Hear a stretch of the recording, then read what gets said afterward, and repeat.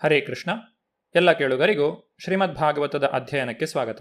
ಶ್ರೀಮದ್ಭಾಗವತದ 8ನೆಯ ಸ್ಕಂದದಲ್ಲಿ ಬಲಿಮಹಾರಾಜನು ಸ್ವರ್ಗಲೋಕದ ಮೇಲೆ ವಿಜಯವನ್ನು ಪಡೆದುದನ್ನು ನಾವು ತಿಳಿದುಕೊಳ್ಳುತ್ತಿದ್ದೇವೆ.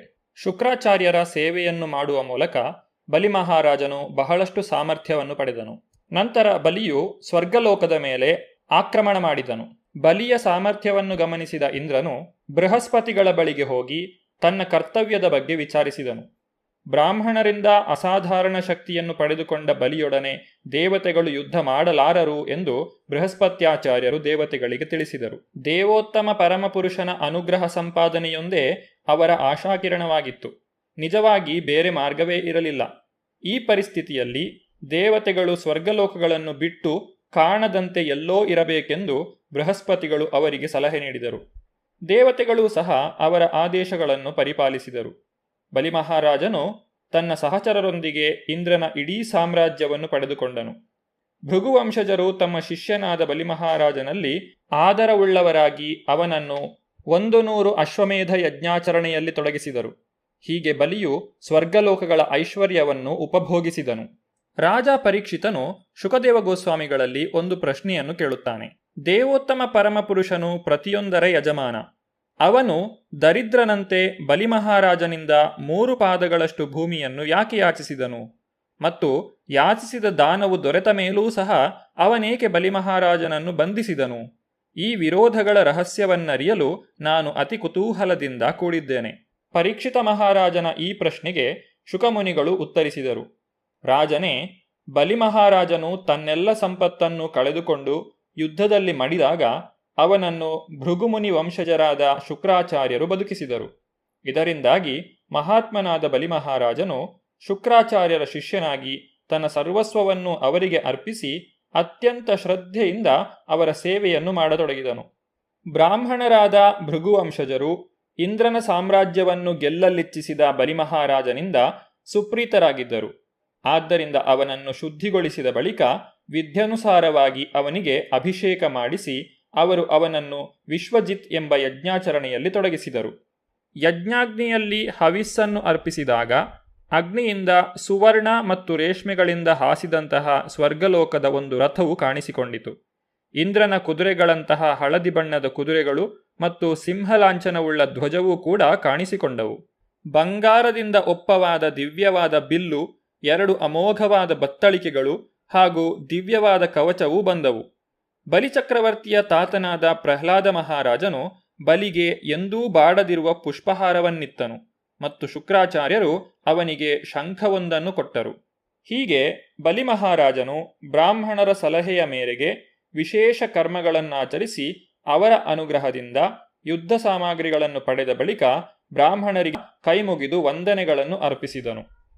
ಅನಂತರ ಶುಕ್ರಾಚಾರ್ಯರು ಕೊಟ್ಟ ರಥವನ್ನೇರಿ ಬಲಿಮಹಾರಾಜನು ಸೊಗಸಾದ ಪುಷ್ಪಹಾರದಿಂದ ಭೂಷಿತನಾಗಿ ತನ್ನ ಶರೀರದ ಮೇಲೆ ರಕ್ಷಾಕವಚವನ್ನು ಧರಿಸಿದವನಾಗಿ ಬಿಲ್ಲನ್ನು ಹಿಡಿದು ಖಡ್ಗ ಮತ್ತು ಬಾಣ ಬತ್ತಳಿಕೆಗಳನ್ನು ಎತ್ತಿಕೊಂಡನು.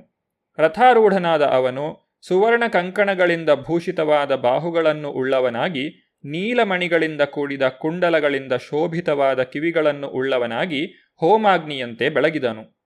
ಬಲ, ಐಶ್ವರ್ಯ ಮತ್ತು ಸೌಂದರ್ಯಗಳಲ್ಲಿ ತನಗೆ ಸಮಾನರಾದ ದಾನವ ಮುಖ್ಯರೊಂದಿಗೆ ಮತ್ತು ತನ್ನ ಸೈನಿಕರೊಂದಿಗೆ ಬಲಿಯು ಜೊತೆಗೂಡಿದಾಗ ಅವರು ಆಕಾಶವನ್ನು ನುಂಗುವರೋ ಎಂಬಂತೆ ಹಾಗೂ ಕಣ್ಣುಗಳಿಂದ ಎಲ್ಲ ದಿಕ್ಕುಗಳನ್ನು ಸುಡುವರೋ ಎಂಬಂತೆ ಕಂಡರು.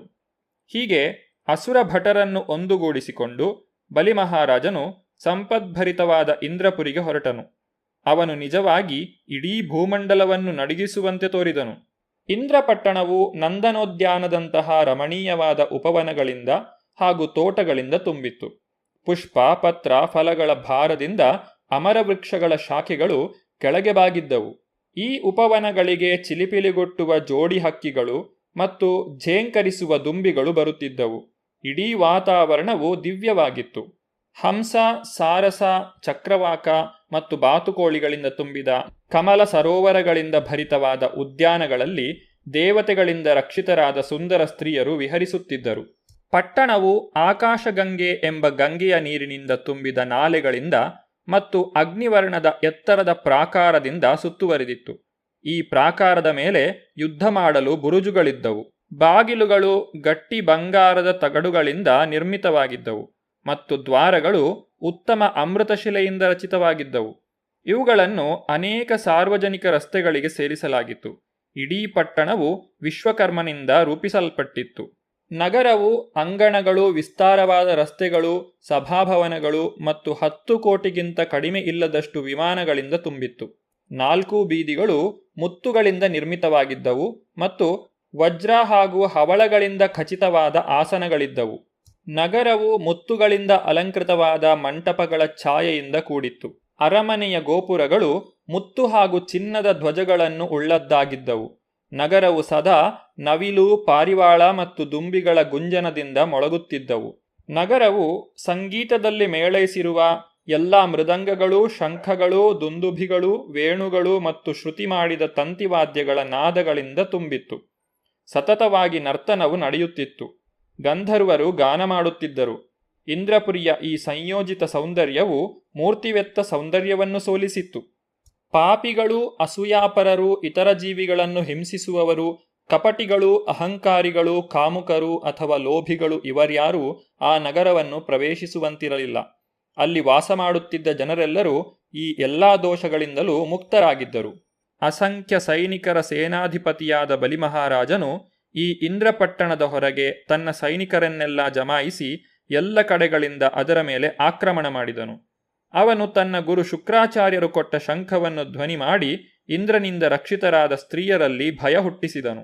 ಬಲಿಮಹಾರಾಜನ ಅದಮ್ಯ ಉತ್ಸಾಹವನ್ನು ಕಂಡ ಮತ್ತು ಅವನ ಉದ್ದೇಶವನ್ನು ಅರಿತುಕೊಂಡ ಇಂದ್ರನು ಇತರ ದೇವತೆಗಳೊಂದಿಗೆ ತನ್ನ ಗುರುವಾದ ಬೃಹಸ್ಪತಿಗಳ ಬಳಿಗೆ ಹೋಗಿ ಹೀಗೆ ಹೇಳಿದನು: ಪ್ರಭುವೆ, ನಮ್ಮ ಹಳೆಯ ವೈರಿಯಾದ ಬಲಿಮಹಾರಾಜನಲ್ಲಿ ಹೊಸ ಉತ್ಸಾಹ ಮೂಡಿದೆ ಮತ್ತು ಅವನು ಎಷ್ಟು ಅದ್ಭುತ ಶಕ್ತಿಯನ್ನು ಪಡೆದಿದ್ದಾನೆಂದರೆ ಪ್ರಾಯಶಃ ನಮಗೆ ಅವನ ಸಾಮರ್ಥ್ಯವನ್ನು ಎದುರಿಸಲು ಆಗದು ಎಂದು ಭಾವಿಸುತ್ತೇನೆ.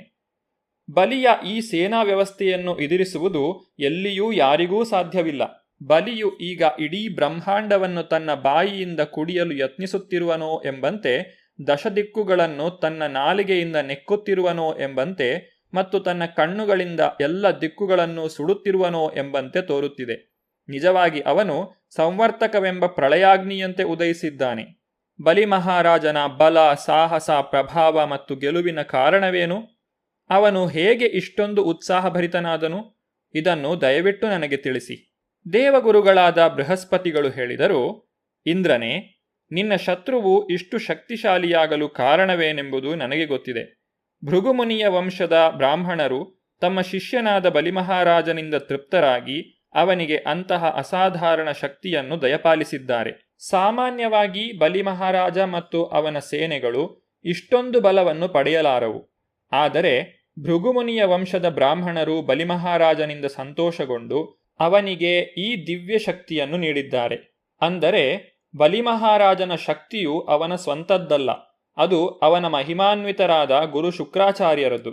ಯಸ್ಯ ಪ್ರಸಾದಾತ್ ಭಗವತ್ ಪ್ರಸಾದೋ ಯಸ್ಯ ಅಪ್ರಸಾದ ನಗತಿ ಕುತೋಪಿ.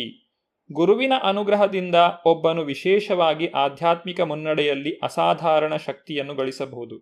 ಅಂತಹ ಮುನ್ನಡೆಗೆ ಒಬ್ಬನ ಸ್ವಪ್ರಯತ್ನಕ್ಕಿಂತ ಮಿಗಿಲಾಗಿ ಗುರುವಿನ ಆಶೀರ್ವಾದಗಳು ಶಕ್ತಿಶಾಲಿಯಾಗಿರುತ್ತವೆ.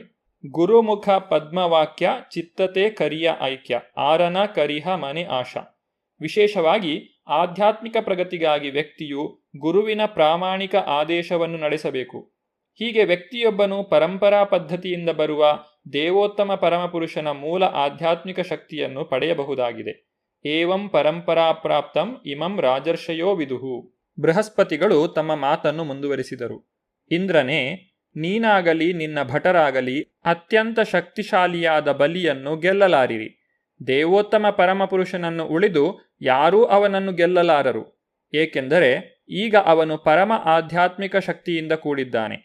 ಹೇಗೆ ಯಮರಾಜನ ಮುಂದೆ ಯಾರೂ ನಿಲ್ಲಲಾರರೋ ಹಾಗೆ ಬಲಿಮಹಾರಾಜನ ಮುಂದೆಯೂ ಯಾರೂ ನಿಲ್ಲಲಾರರು.